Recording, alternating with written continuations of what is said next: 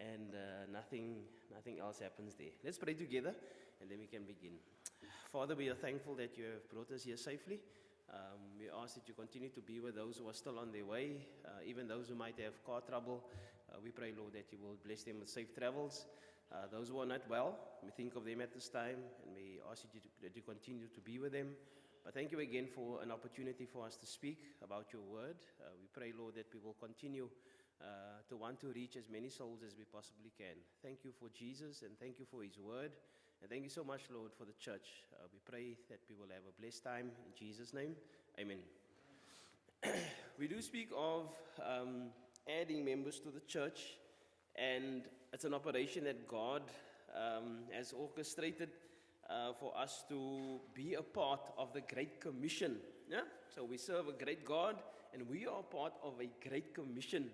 And they call it great. If I say something is great, someone is a great soccer player, why would I say that? Why would I say he's a great soccer player? Because he's really good at it, no? I don't think that you're going to say that for somebody that's an average or below average soccer player is a great soccer player. If someone is a great baker, Malia, I don't know how your baking skills is. You must go speak to Auntie Maria there. But if I say somebody is a great baker, why do I say that, Brother Amon? I say that because that person makes great cakes. No? We've tasted that person's pastries. We've had experience of that person's whatever they make, and we say, you are a great baker. So we serve a great God, and he's great for various reasons. And the reason I mention that is because we are part of a commission that's also great, which means that the effects that this commission has on people's lives, it gets them to heaven. And it's something that God would want. It's something that God would motivate, and he allows us to be a part of it. There's various ways that we can share God's word. There's various ways that we can do evangelism. But just for the purpose of this morning, we're going to look at some things that may be characteristics that we require to be evangelistic. Sometimes we don't even realize that we are doing evangelism. Maybe we can't stand up here and preach a sermon. Maybe we can't go on a live recording and do recordings for people all over the world. But maybe we can just live a faithful Christian life, and it's the best form of evangelism. And maybe that's all that God needs for us to do. That's all that he needs for us to do, is basically just, live a faithful Christian life. And I think that is something that all of us can do. If we could not do that, it would be very unfair for God to say, you must live a faithful Christian life, because it's impossible for you to do. But if you are able to do that, God will expect it of us. No? So there's a certain expectancy. Let's go to Acts chapter 6, Acts chapter 6. And we're going to look at the criteria maybe that was there for men who were chosen to work in the Lord's kingdom. All right? So this could probably be the example of the deacons, the first deacons spoken of, where there were certain widows that were overlooked. No? And you don't overlook a widow. If anything, if you're going to do work in the Lord's church, don't overlook a widow, because they will make it known. They will say, brother, you missed me. Yeah? I did not get a cook sister. Brother, you missed me. I did not get Lord's Supper or whatever it is. So they will make it known. We're in Acts chapter 6, and we're going to look at someone here who was chosen along with a few others. Now in those days, when the number of the disciples was multiplying, there arose a complaint against the Hebrews by the Hellenists, because their widows were neglected in the daily distribution. Then the 12 summoned the multitude of the disciples and said, it is not desirable that we should leave the word of God and serve tables. So obviously they're prioritizing here and saying the word of God must go out. This is priority. And for us to serve tables, it's going to take away from us sharing the word of God. So we're going to continue to share the word of God, but this is what we're going to do. Verse 3, therefore, brethren, seek out from you 7 men. Now these men must have a good reputation. They must be full of the Holy Spirit and wisdom, whom we may appoint over this business. And we will give ourselves continually to prayer and to the ministry of the word. We will continue to do what we do. We will be praying, and we will be taking the word of God out. But you must now choose men. But these men, first and foremost, what must these men be? It said there that these men must be what?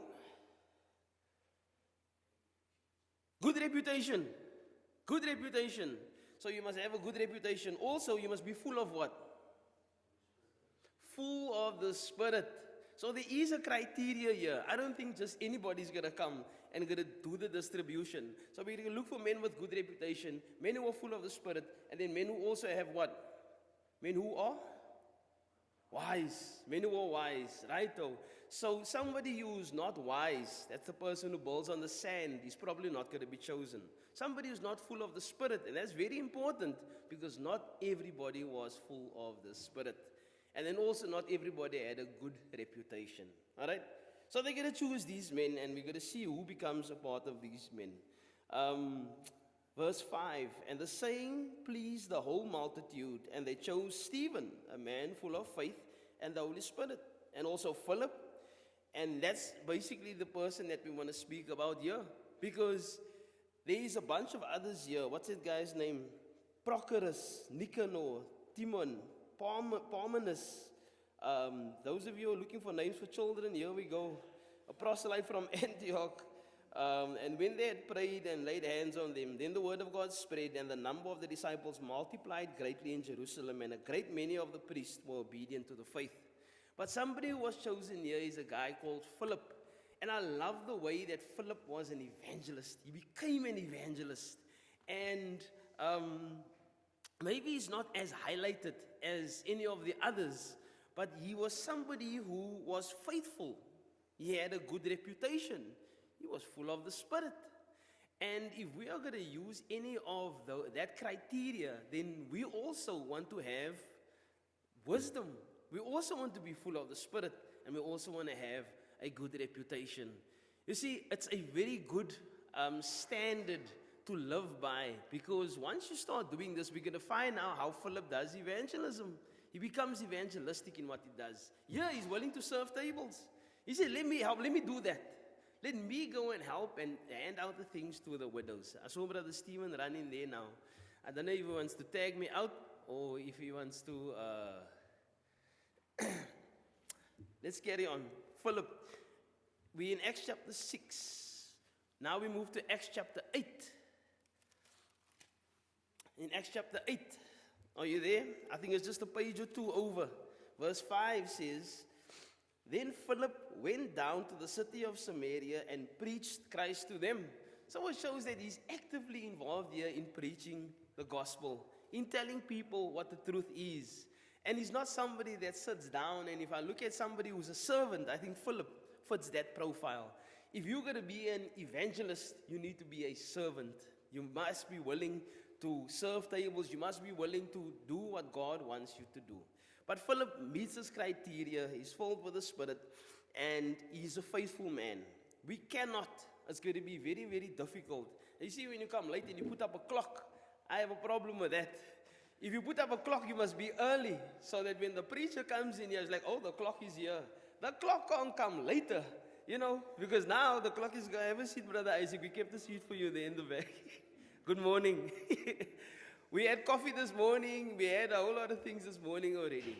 But ladies and gentlemen, I think what I'm going to leave you with this morning is this. As Brother Stephen comes, and I'm sure he has a little bit to share with you. Philip was somebody, if we go through the life of Philip, and I'll probably continue on with this. He was somebody who was obedient. He would go to multitudes, and this is one of the big points. He would go to multitudes, and then in Acts chapter 8, he goes to one. And I think that's a very good show of being evangelistic. The fact that here, I can go to hundreds of people, but you know what? I'll also go for one person. And I'm going to go meet him, and we're going to sit in his chariot, and we're going to find water, and we're going to baptize him. So that's what I leave with you. I'm going to tag out now. Brother Stephen's going to tag in. Brother Stephen, we're glad you are here. We're glad everybody is safe. And Brother Stephen will take the rest of our time for good reason, because there's something that's happening after that also. So Brother Stephen will kind of motivate that. You can go ahead, sir.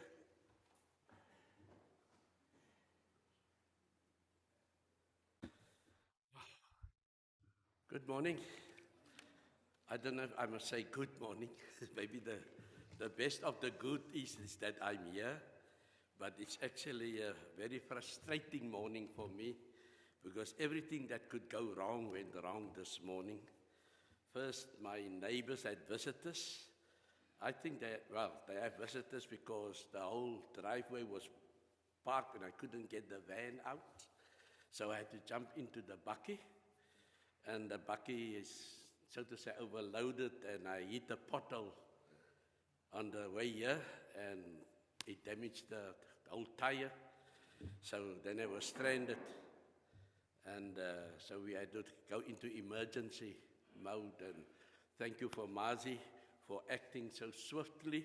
For the first time in my life, meeting Mazi was quick. Sorry that I had to say so. It was always between me and the late brother Jankel.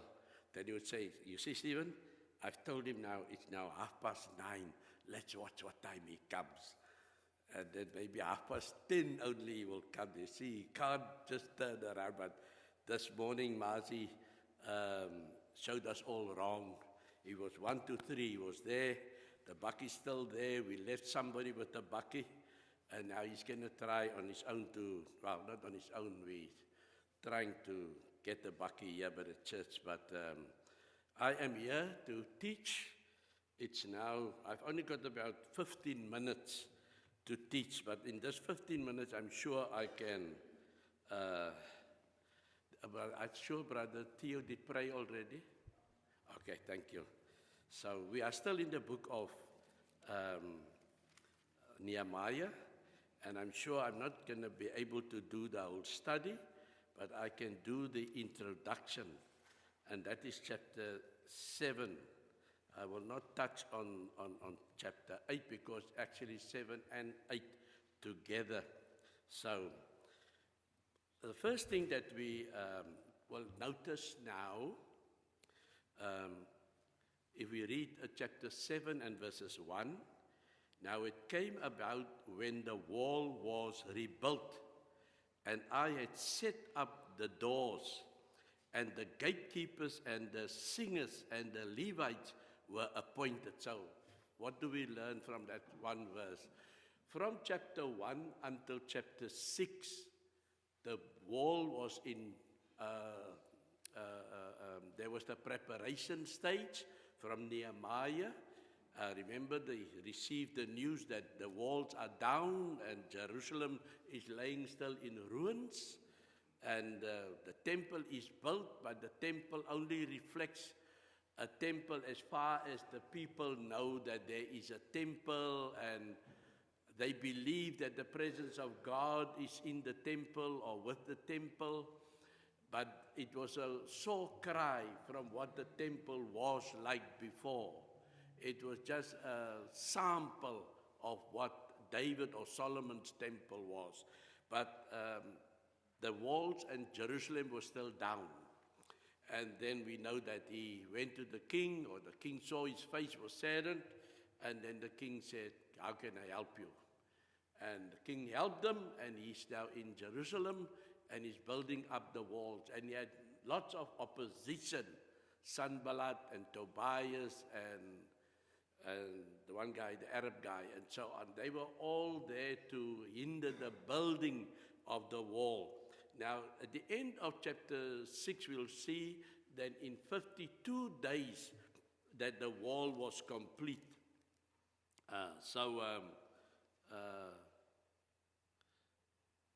It says in verse 15, chapter 6, 15, so the wall was completed on the 25th of the month Elul in 52 days.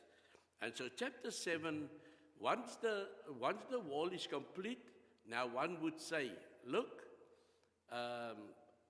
Nehemiah's work is now said and done.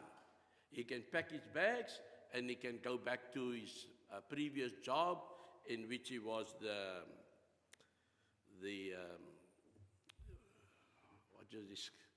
let me just go back to chapter 1 because my mind is now not. He was the cupbearer. Now I was the cupbearer of the king. All right.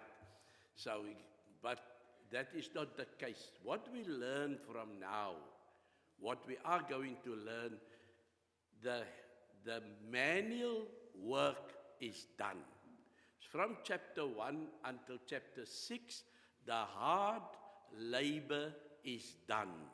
The wall is finished. The gates are up. As we can see, it's getting now, everybody says, I had set up the doors, and the gatekeepers and the singers and the Levites were appointed. It's getting now things ready that accompany the wall of Jerusalem. There must be gatekeepers, certain gates have certain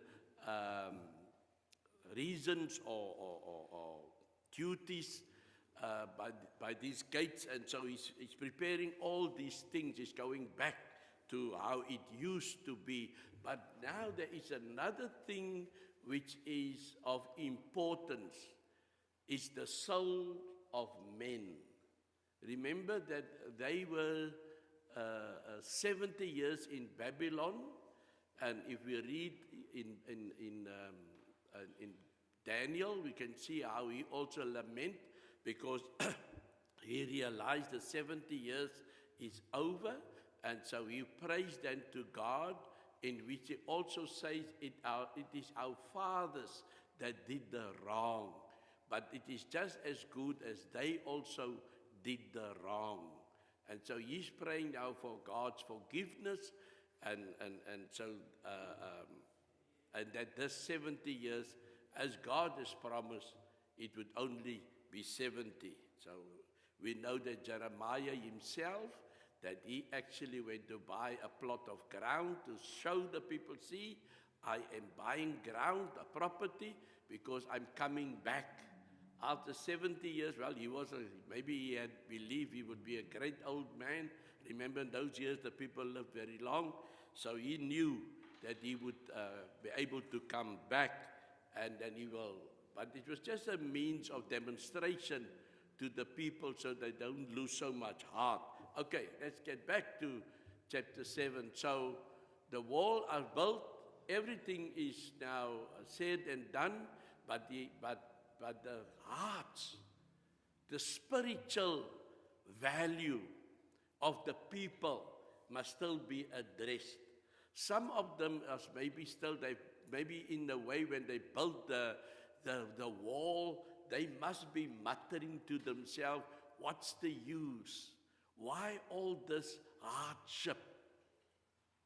You see, they didn't understand properly. Maybe some of them did, but not the whole group of. Now, if we go to chapter 7 again, we will notice, I am in chapter 7, we will notice he would say how many people were there. I think somewhere he said,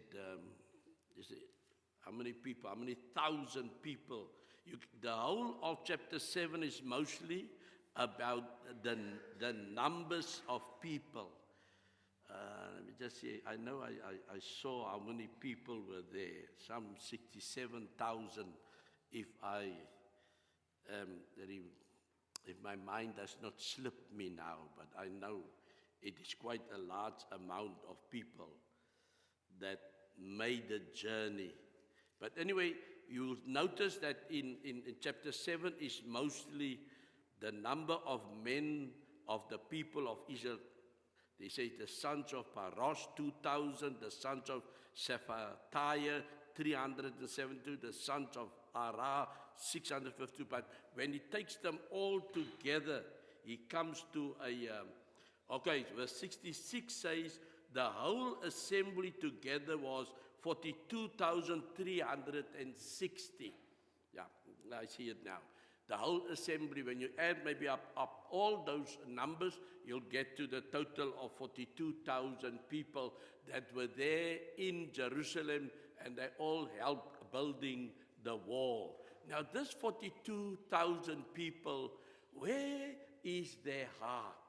After 70,000, maybe most of them, when the call went out, listen, we need to go and rebuild the walls. I believe these there were many, many more that stayed behind in Persia.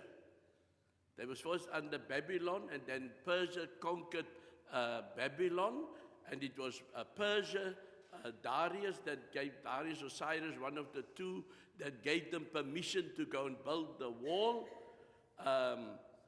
Many still stayed behind. Many. And sometimes it makes us think that Iran today is the Persia which the Bible is talking about here. There was a name change. It was always Persia, but after the revolution that took place there, they made it Iran. And many of those people are descendants of those that left Israel and went to exile in Babylon. Many of them did not return. One of them was Daniel. Daniel did not return because he was an elderly man already. He knew his time on earth was due.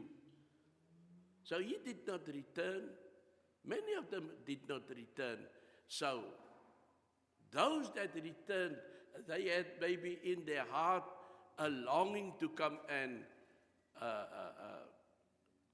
maybe physically show God, we are sorry for what happened before, that you had to do this punishment for us. But their spiritual needs need to be taken care of. Their spiritual needs need to be taken care of. And so now, from chapter 7 onwards, it is now Nehemiah's duty to not build the walls anymore, but build the people. So he's got to look at the spiritual needs of the people. Let's look at verse 2.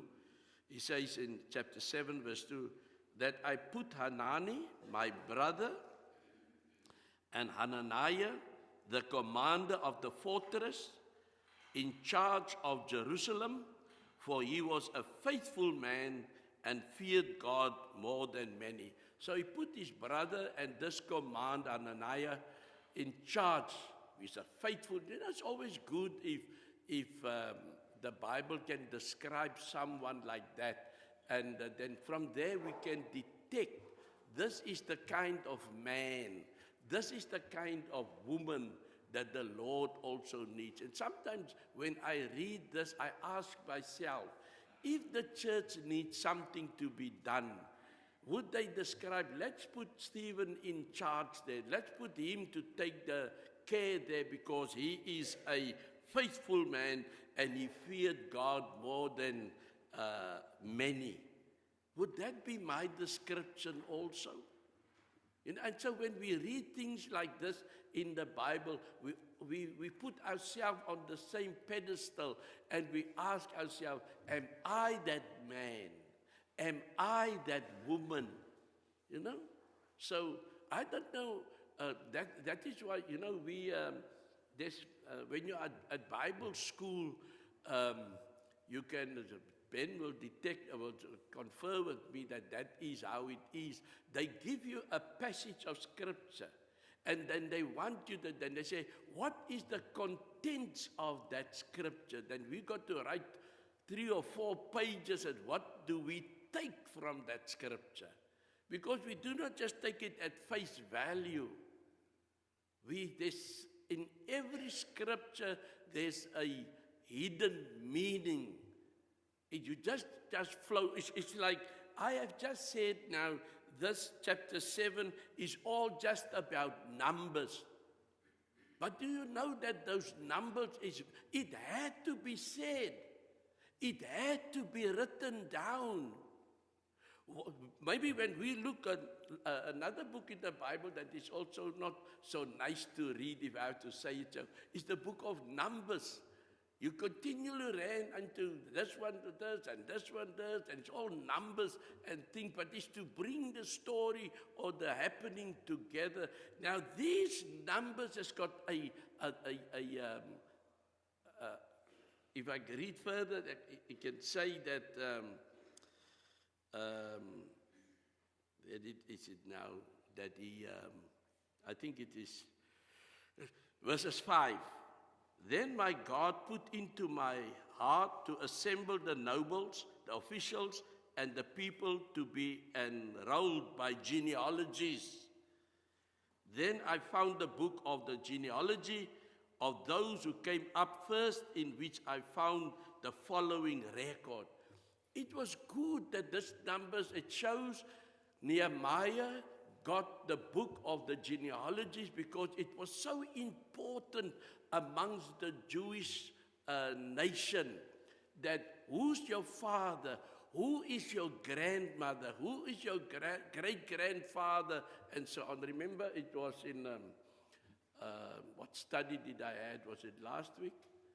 When I talked about, no, it was the sermon that I had last Sunday, when I talked about Taman, about Hagar, Rahab, and Ruth, and Bathsheba. All of them was in the lineage of Christ. They were Gentile women, but they were part of that lineage that it is recorded. And so these are all recorded so that they can say, who is of Judah, who is of Zebulun, who is of Issachar, who is of Dan, and all these sons of Jacob. But because the lineage, they had to keep control, because there is a great happening coming. And that great happening is the Son of Man that would be born of a woman, or the Son of God that would be born of a woman and became the Son of Man. That lineage. So this is very important. So it was not just thumb sucking. Okay, and you know this happened. If I just have to go off a little bit, when the country, the land of Israel divided into two, when it was divided into two, Jeroboam took the 10 tribes, and Rehoboam took the 2 tribes that were left. They were Judah and Benjamin. Remember, there was 12 tribes, but Jeroboam had the 10, and they called themselves Israel. And Rehoboam had the 2, Judah and Benjamin, and they called themselves Judah. So you had 2 countries. But Judah and Benjamin stayed with God. Oh, the temple was still with them, so they stayed with God. But Jeroboam, with the 10 tribes, he moved away from God. He erected, I think it is in south, it's in Samaria, somewhere there, I don't know if it's Bethel, but somewhere there, he erected a god. And in Dan, at the top point of Israel, he erected another god. I think it was golden calves that he erected, right? Golden calf south and a golden calf north. Why? He said, the scriptures say, he was scared the people would proceed or go to the temple, which is in Jerusalem, and the people will maybe not come back to him. So he built, and he says, these are your gods. We'll take care of you. Now, what did he do?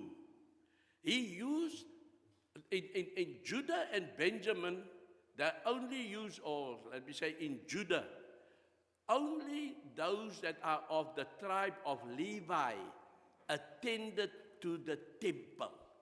Only the tribe of Levi attend to the temple. But there were no Levites in Israel. They all moved away because they could not associate themselves with idol worship. Maybe 1 or 2 left, did not leave because they saw the benefit. Some people are more lured to the benefits of the world. But anyway, Jeroboam picked handpicked and said, you guys, you take care of the calf in Dan, and the other one, you to take care of he instructed his own people. They were not necessarily from the tribe of Levi. And so that was an insult to God. He's rejecting God's law and purpose. So all the religious leaders in Israel, I'm talking now under Jeroboam, were all handpicked, and they did not hold to the genealogy. You get that? And Judah still continued, but then eventually Judah also went into exile, but they continued keeping the records. You are of the tribe of Levi. You are of the tribe of Judah. And this is what these numbers portray or means here. It is the genealogy, because the Son of God needs to be born of a woman. Galatians chapter 4, somewhere there if you read, at the right time, Christ was born of a woman. Because the genealogy. So when we look at all these numbers, that is the importance of it. So when we read, we say in verse 3 of chapter 7, then I said to them, this is now to the singers and the gatekeepers and so on, I said to them, do not let the gates of Jerusalem be opened until the sun is hot, and while they are standing guard, let them shut and bolt the doors. Also appoint guards from the inhabitants of Jerusalem, each at his post and each in front of his own house. So Nehemiah is getting things in order now. Remember, a city without a wall is prone to attacks. There's no protection for the people. Now there is protection, but the better protection, if there's people that can keep the gates, take care of the gates. No use you have gates and anybody can just open it. We've got today alarms and dogs and everything.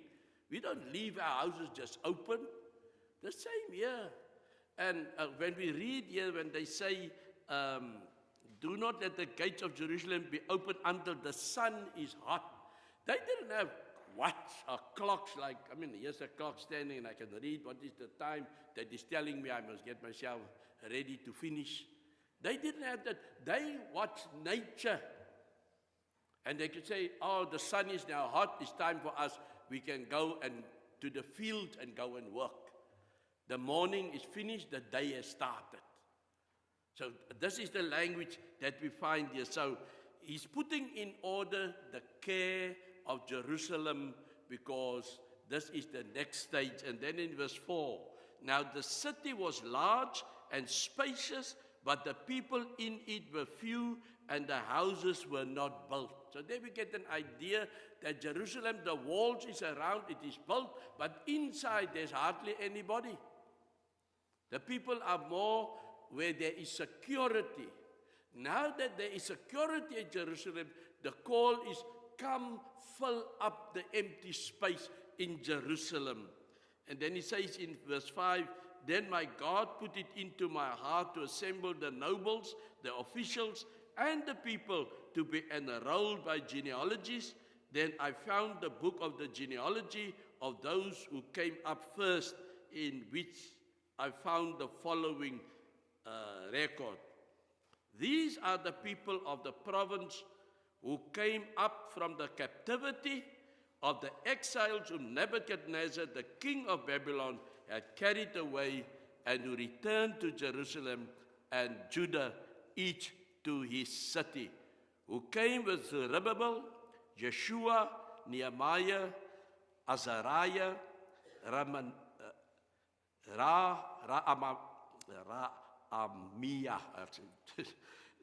Nahamani, Mordecai, Bilshan, Mispereth, Bigvai, Nehem, and Baana, or Baana. Sometimes there's in our language, in Afrikaans, if it's two A's next to it, it's like a drawn out. And sometimes here in the Hebrew, you say ba-ana, you've got to divide it up into the syllables, and that makes us so difficult to read. So what we find,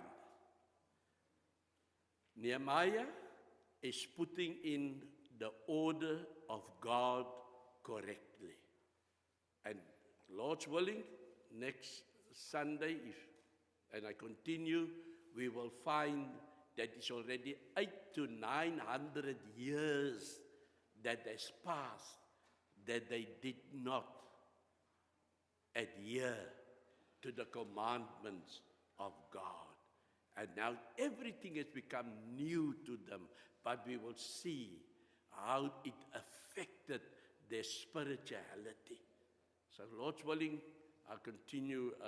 So what we find here, it is no more the walls, it is now the people that need to be reintroduced to God. Let us pray. Thank you, Father in heaven, for this beautiful morning.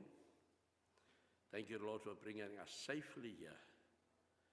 Thank you, Lord, for the help that we have met with a hiccup on the way, flat wheels and all that, for Margie to come and fetch us. We pray, Lord, that everything would work out for the good of those that love the Lord. I pray, Lord, that our service here this morning be with the song leader, the one that would do the table of the Lord, and the one that would continue with the sermon. Pray, Lord, let they just be your vessels that you are using this morning to bring a word of admonition, a word of encouragement. It's in Jesus' name that I pray. Amen.